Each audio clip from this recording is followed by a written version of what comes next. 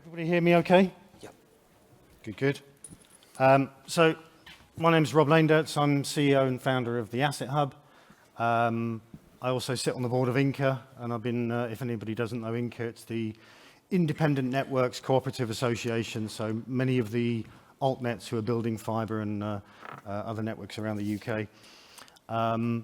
So I thought I'd, well, firstly, thank you to Justin and to LINX for inviting me to speak. An interesting title. I thought I'd talk about some of the existing infrastructure that's in the UK that could be used, following on from Sean's presentation. So Asset Hub is just a quick bit about it. It's an asset marketplace. It was born out of Sweden. They've been using it there for 10 years, sharing infrastructure, and it's a trading platform that brings together buyers and sellers of telecoms infrastructure and assets.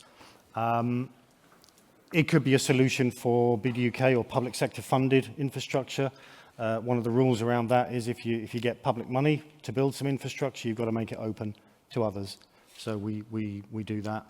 But it also allows for reuse of general infrastructure, whether it's public sector or private sector, and some other infrastructure that is coming to the fore as well, which I'll come on to.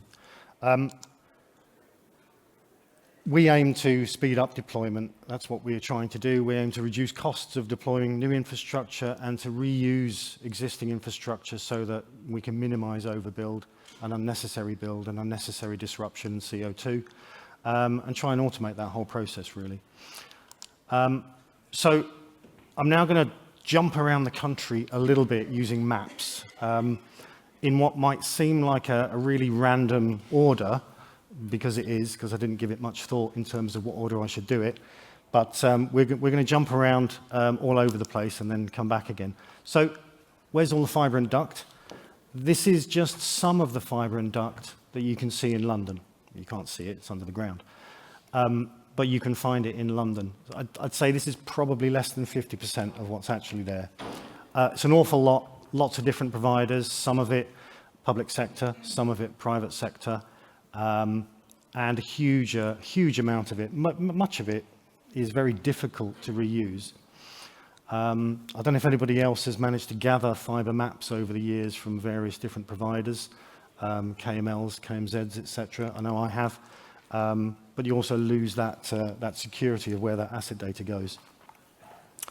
So there's a lot of this stuff in London. You'll notice on the right-hand side we've got kind of inquiry screens that allow a standard inquiry to take place. So is it for dark fibre? Is it for Ethernet or wavelengths? Maybe access to a structure to put mobile equipment on or wireless equipment on. So there's a bunch of mobile masts here. There's street lamps that can be mapped, poles and towers, etc., rooftops, and so on. And you can also look at duct. And someone's going to remind me in a moment to also talk about co-location services, space and powering, cabinets, comms rooms, or data centers. Again, it can all be sort of mapped and made available on a standard platform. So here's London. We'll come back to London in a moment. But there are literally hundreds of thousands of kilometers of existing fibre out there in the UK. Anyone familiar with BDUK's sort of investment into the final 20% called Project Gigabit? At least another 100,000 kilometers of new fibre is going to be built, mostly to rural areas, but also linking up cities as well. There are tens of thousands of road, rail, river crossings, and there's an awful lot of abandoned utility infrastructure. I'll come on to that in a second.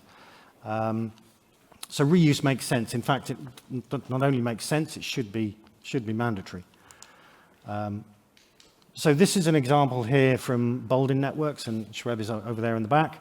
Boldin Networks have a franchise with TfL to reuse their infrastructure to put fibre and mobile connectivity on the underground, but also to reuse some of the kind of overground or above ground traffic management ducting.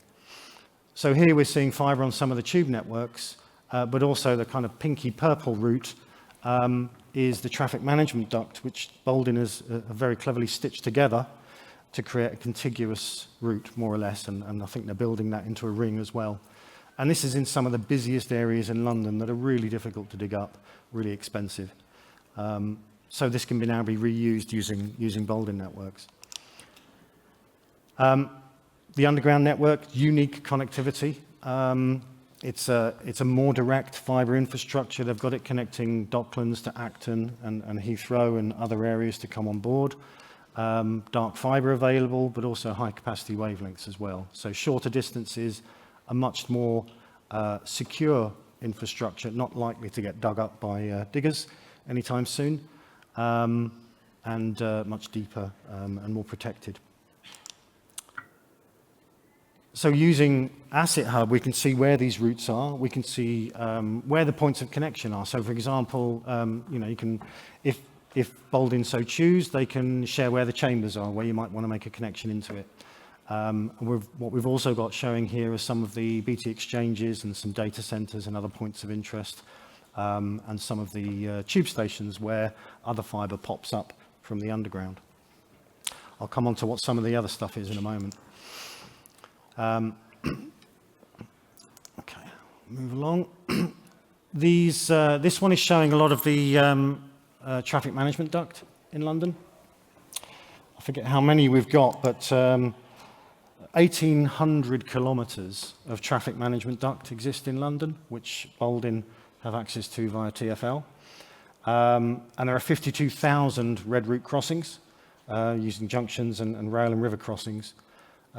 So this stuff is quite useful if you're building in London, because it can be very difficult, and the GLA and TfL don't really like you digging up red routes, so it makes sense to reuse. Okay, enough of London. I might come back to it in a moment. We're going to pop to Wales now. So here's some fibre on the railway, which is a novel idea. Network Rail have been trying it for a long, long time, and I used to work for Network Rail Telecom. I was involved in the Transpennine project from Manchester, Leeds and York, and I was asked to help Transport for Wales with their fibre commercialisation. They actually own all of this railway infrastructure. They've taken it over from Network Rail, and now they have, I think it's about 150 kilometres of high-capacity fibre on these routes, now being made available to others for commercial reasons. So that's available. Breaking it out on the railway is pretty difficult, but they're looking at all the breakout options and how to get to different locations. Now where are we? We're in Dorset now. So it's not just about stuff under the ground. We've got street furniture. There's been a lot of interest in street furniture from some of the mobile operators and small cell providers. There's a lot of work that, again, Boldin are doing in London on small cells. And these, of course, can be mapped and made use of by others. Here we're seeing existing mobile masts. We're seeing street lamps. We are seeing some rooftops of churches, which have been used to house mobile infrastructure. CCTV cameras and traffic signs and other assets that could be used. So what we can do is map the necessary assets and attributes of those and let others use them. And there's a lot of stuff out there. So 7.5 million or more. I don't think anyone really knows how many street lamps there are in the UK. But there's certainly a huge volume, tens of thousands of CCTV and traffic light columns. And hundreds of thousands, certainly, of traffic signs and bus shelters and other street furniture. Okay, where are we now? Back to London. Now, we've got the black lines are the traffic management ducts that I mentioned. The green lines are abandoned gas pipes. And there's a surprising amount out there. So below the Thames is SGN owned. Above the Thames is Cadent. Typically, although SGN are also in Scotland, and there's a few other gas distribution companies that own assets. Every year they're targeted with replacing up to 5% of their old infrastructure with new modern HDPE plastic piping. But they don't dig the old stuff out, they have to leave it in the ground. It's too expensive to dig out. So they cap it off, decommission it, but then it remains an asset on the books. And right now we've got, I think it's about 16,000 kilometres on the platform. We estimate there's 25,000 kilometres of this stuff in the UK. And we get to find out where it is. whether it crosses a road, river or railway. We know what the diameter is, we know what the material it's made out of is, and that can all help to reuse these. Not that easy to reuse, I have to say. It's not the golden bullet. It is quite deep. This stuff is 600 to 750 mil deep, but it can be done. It's been trialled up in Scotland, I believe. Speaking of Scotland, this is what Edinburgh looks like in terms of its abandoned gas pipes. Again, a huge volume of it all over the place. Some of it is quite long distances. It could be half a kilometre, some even 2 or 3 kilometres in length, which could be very useful to people. Water, we're seeing a growing amount of interest from water companies in terms of where their pipes are and what they might want to do with it. This particular location, we've just got access to this data from SES Water. This is Ashted, which is southwest London. We estimate there's in total about 20 to 30,000 kilometres of abandoned water pipes out there that could be used.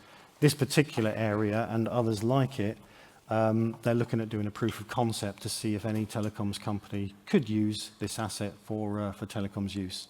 And typically they're big enough to house certainly some subduct and a decent amount of fibre. It's getting to it that's part of the problem. So these are deeper than gas mains. And it's not just cities that have this as well. We've gone back to Dorset on the left here, just to show that there are some significant abandoned gas pipes in Dorset compared to London, and some quite lengthy segments as well that could be put to good use. And now, staying with Dorset, we're looking at poles, so above ground infrastructure. So as Sean said earlier on, I think there's a lot of talk about poles being a blight on the landscape with many communities. We can enable the sharing of these poles and this infrastructure to others if they so require.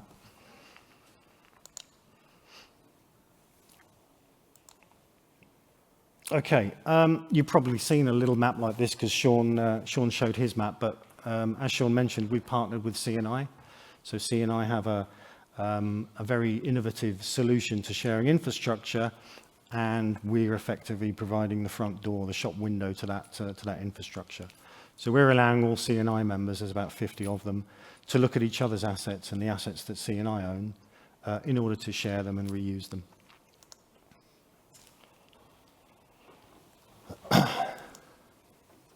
Okay, so there were lots of maps there. What else is industry doing? So Inca is doing quite a bit of work in this space as well, as we look at sharing infrastructure more widely.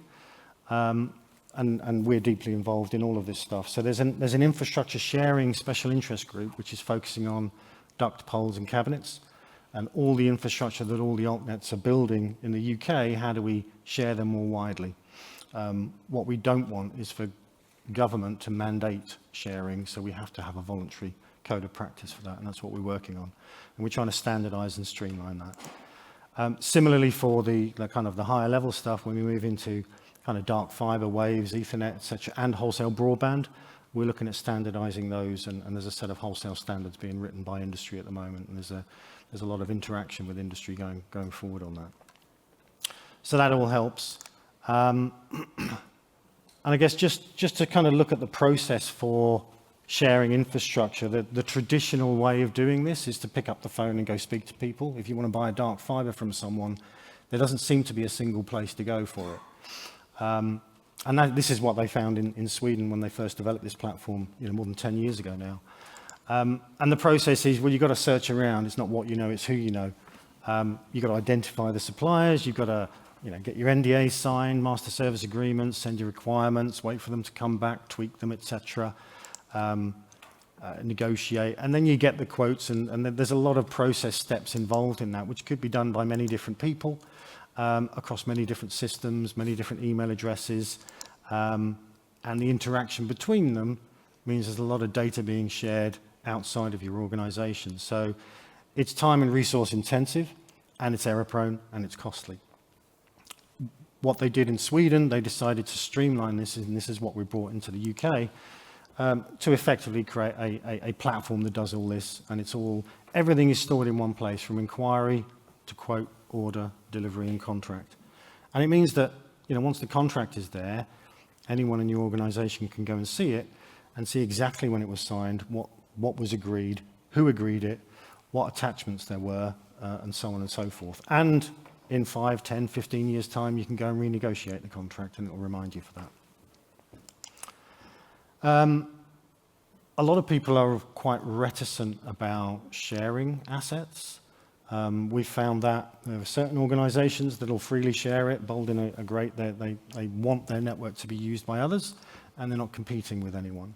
Likewise, C&I want their members to see their assets. But some of the fiber builders out there are very reticent about sharing what they've got for fear of overbuild, for fear of competition. The thing with Asset Hub is we can share that visibility of the assets with whoever the asset owner chooses. So it doesn't go to everybody. It's not open. It's a restricted, secure platform. But the amount of data you share dictates the speed at which you can come to an agreement. So share a little bit, and it can still take days or weeks. It may take months in the traditional way, but we can speed that up. Share lots. You can get an order placed in a couple of minutes. Via API, which is the full REST API, you can have it all done in seconds. So it's really designed to speed things up and encourage infrastructure sharing in the UK. And I think lastly, from a security perspective, this is a key thing for us because we're capturing a lot of very kind of critical data. So from a physical security, we make sure our data stays in the UK. It's hosted in the UK. We're in Google Cloud at the moment. We have secure user access, two-factor authentication. There are specific Zoom levels set on the platform, so you don't see everything at once, so prevent scraping, etc. And the data is controlled by the asset owner, so the asset owner decides who can see their data. I've just been given a weird sign back there, which we discussed earlier. Something I must remember to tell you guys is that there are standard products on Asset Hub that relate to the assets being sold, so duct, dark fiber, Ethernet, wavelengths, etc. Access to a structure that you can put mobile equipment on. There's one that's called site access for reasons best known to the Swedes, but essentially it's co-location. It was designed for cabinet use in the street or maybe comms room, but equally applies to data centers. And I think we were talking earlier in one of the breaks about how the whole data center co-location market still seems very manual if you want to get a quote. But again, we can do all this with Asset Hub. It's one of the standard products on there to try and automate and speed up that process. That, I think, is my final slide. Yes, it is. So happy to take any questions. I don't know how quickly I've gone. It feels like really quick, but thank you very much. That's great. Thank you, Rob. Any questions? Okay, brilliant. Well, thank you very much. Appreciate that. Yeah, cool. I think we're good. Good. Thank you.